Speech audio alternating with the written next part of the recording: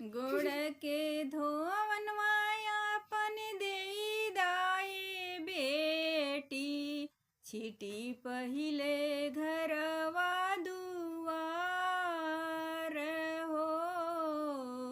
गोड़ के चिन्हाटियापन देई दाई बेटी, लेही कोरा कागज पे उतार हो। जब जब याद तो हर आवे ये बेटी, ओकरो के ले बोनिहार हो। ओकरो के ले बोनिहार हो।